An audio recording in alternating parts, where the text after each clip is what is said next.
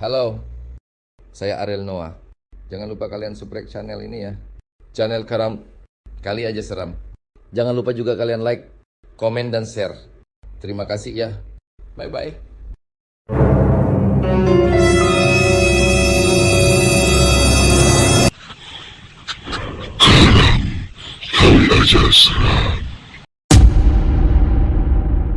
Hai kawan-kawan, Karam Kali Aja Seram, kembali datang membawakan cerita-cerita seram kiriman dari subscriber kita, Mr. Randi. Hari ini kita akan bahas satu kejadian yang bisa dibilang bikin bulu kuduk naik sampai ke ubun-ubun. Dan ini beneran kejadian nyata. Bukan katanya, bukan hoaks, bukan rekayasa. Cekidot. Namaku Gilman. Waktu itu tahun 99, masa-masa seru di SMA, di mana hidup masih soal PR matematika dan rebutan bangku paling belakang. Tapi, hari Sabtu itu beda.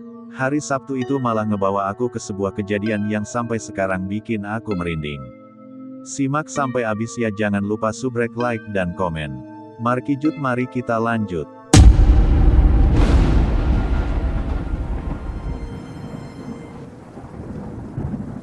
Iseng berujung dihantui.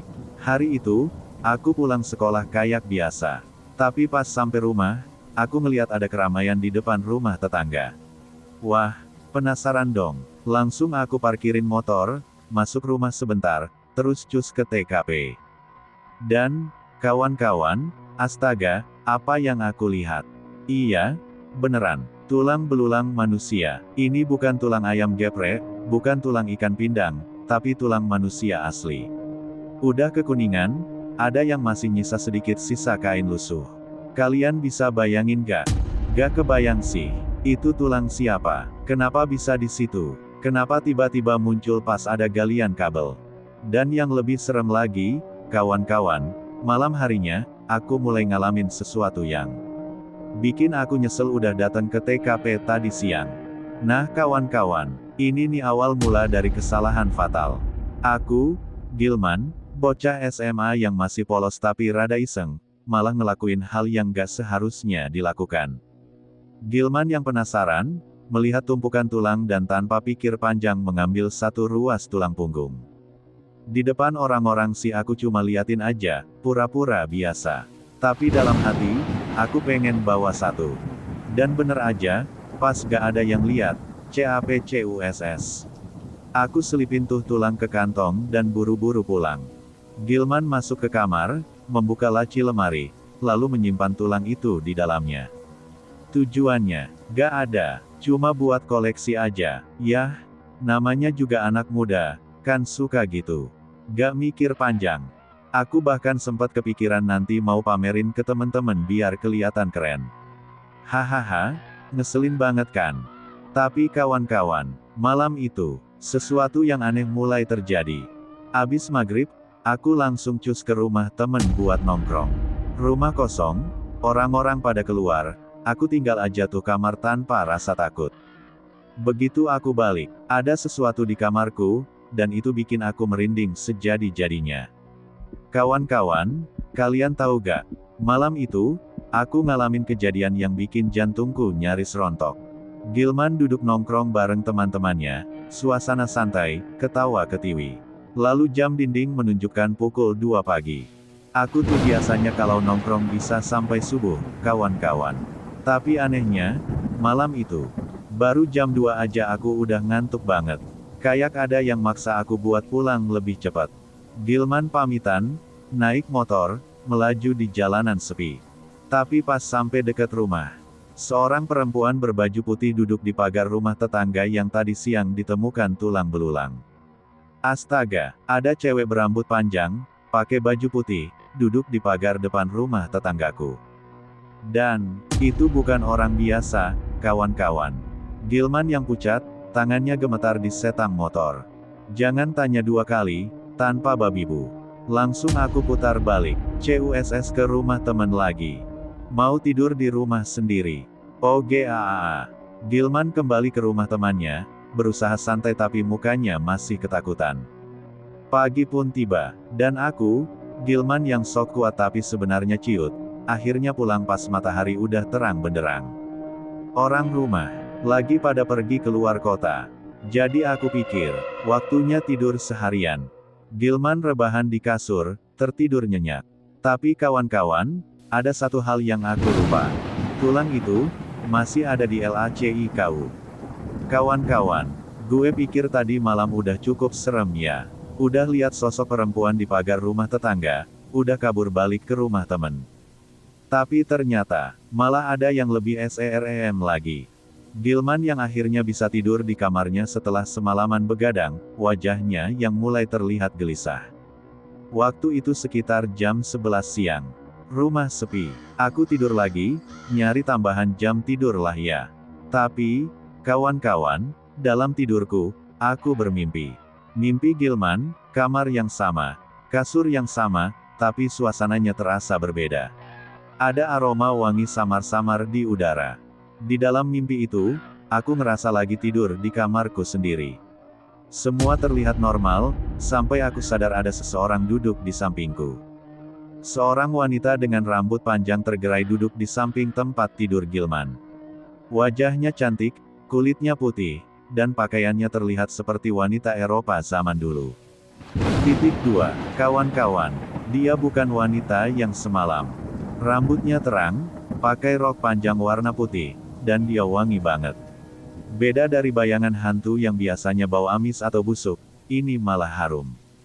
Wajah wanita itu yang tersenyum lembut, tapi anehnya, dia menatap lurus ke depan, bukan ke arah Gilman. 2. Aku diem aja, ngeliatin dia sambil ngerasa aneh. Sampai tiba-tiba, wanita itu menoleh ke arah Gilman, senyumnya berubah. Wajahnya yang tadinya cantik langsung berubah mengerikan. Kulitnya mendadak pucat, seperti mayat yang lama terkubur, bibirnya menghitam, matanya melotot besar penuh amarah. Kawan-kawan, astagaa, wajahnya berubah. Dari cantik jadi menyeramkan. Dan dia melihatku langsung. Suara jeritan samar-samar di latar belakang. Gilman meronta dalam tidurnya. Kawan-kawan, gue kira mimpi itu udah selesai. Gue kira semuanya bakal balik normal setelah gue bangun. Tapi ternyata, Gilman terbangun dengan tubuh penuh keringat. Keringatnya mengalir deras, kaosnya basah. Dia terengah-engah, masih shock dengan mimpi yang baru saja dia alami. Gue kebangun dengan nafas tersengal sengal. Jantung gue berdebar kencang. Dan pas gue lihat ke jendela, astaga, udah gelap. Gilman melihat sekeliling. Ruangan masih gelap, dia lupa menyalakan lampu sejak tadi siang.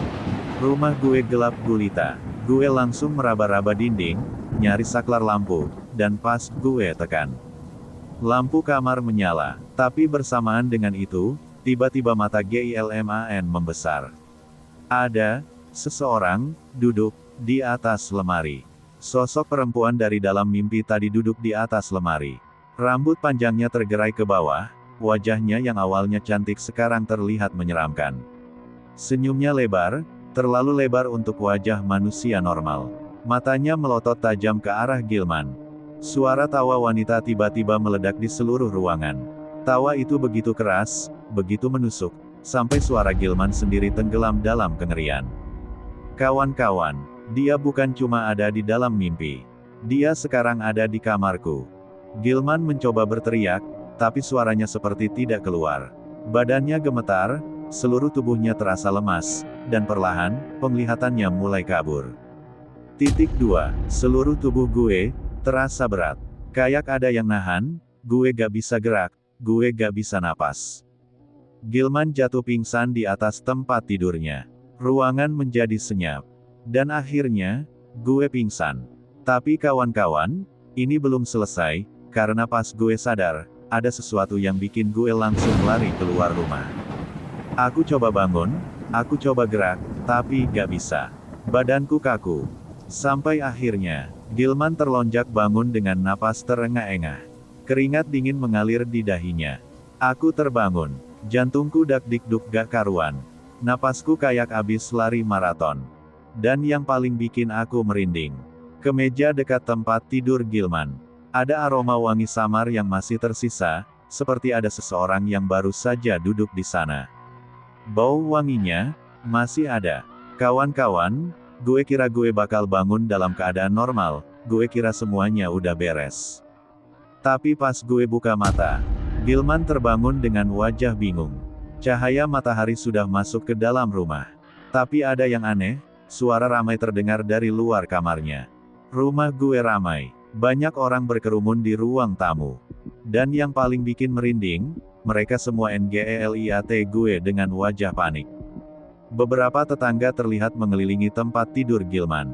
Ada yang berbisik-bisik, ada yang terlihat cemas. Lalu seorang pria parubaya melangkah maju Paijo, tetangga yang dikenal sebagai orang pintar di kampung itu. Suara langkah kaki mendekat. Paijo menunduk ke arah Gilman dan berbisik dengan suara berat.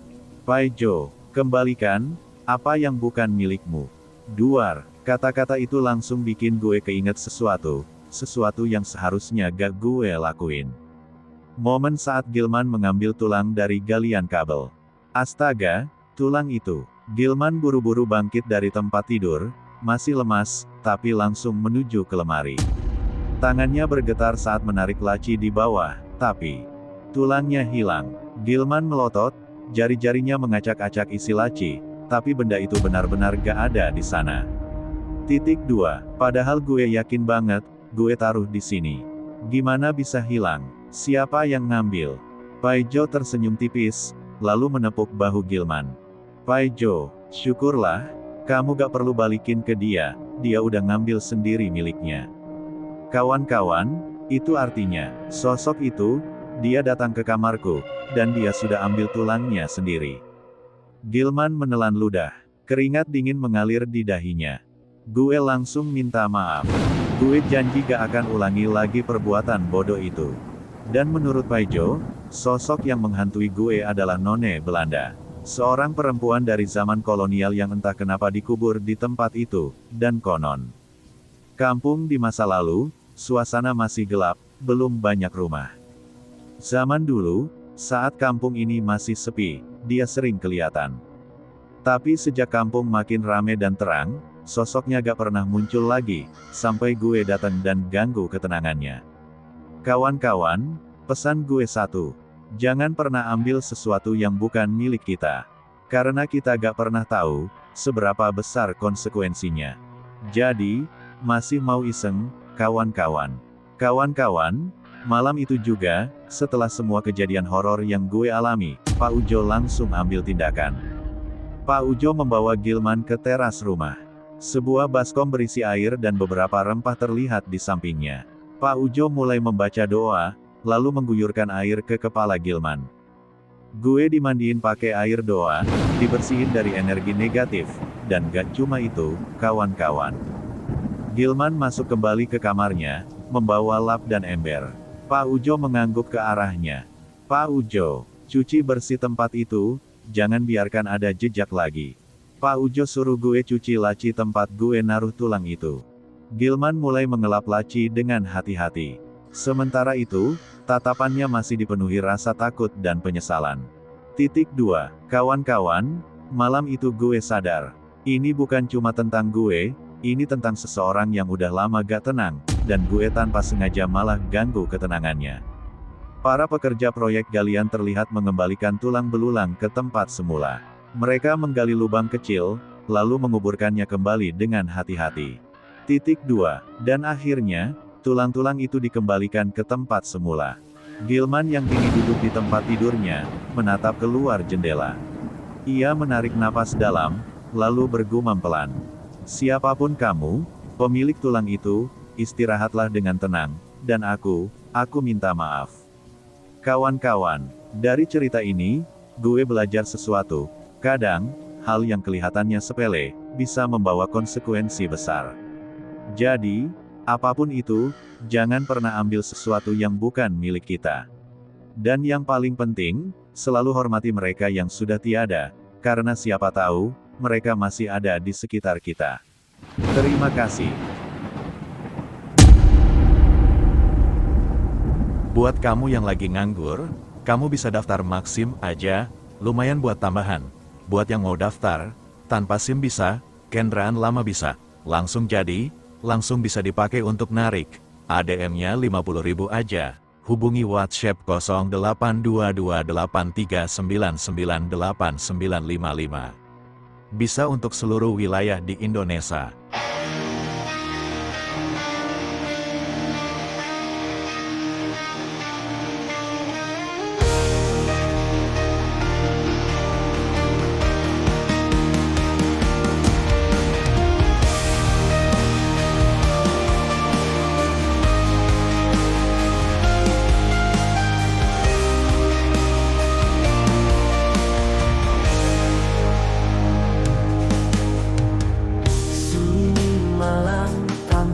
Suara angin dingin menyapa dari balik jendela kusam.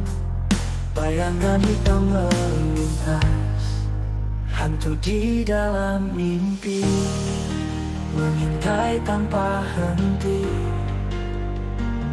Malam ini aku tak sendiri, ada dia bayangan sepi. Ketika bulan sembunyi dalam gelap, ku tak bisa lari. Langkah berat menghantui di lorong sunyi yang tak bertepi. Hantu di dalam mimpi mengintai tanpa henti. Malam ini aku tak sendiri, ada dia bayangan sepi.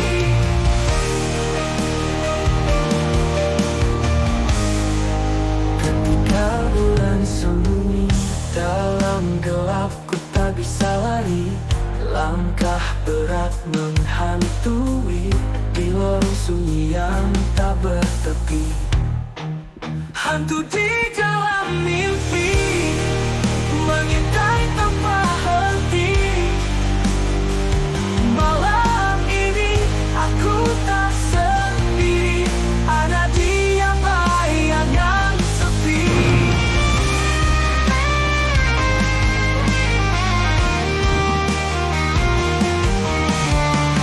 Bisikan dari kegelapan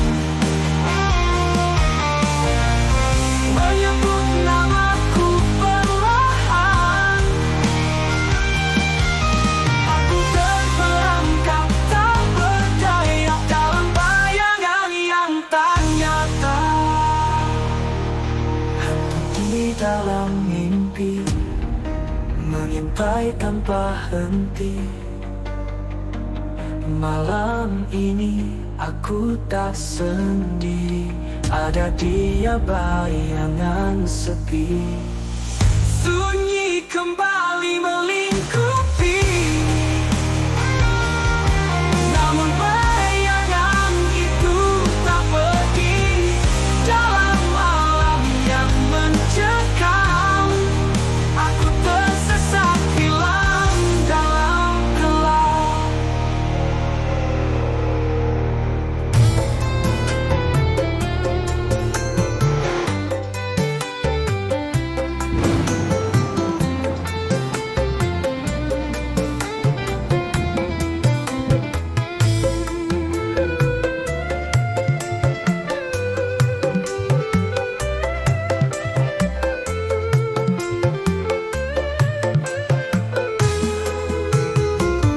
Ulau Kosio, wisata alam yang sidang viral. Pemandangannya ancak ayunya jonyong, molah datang komai sana. Ulau Kosio,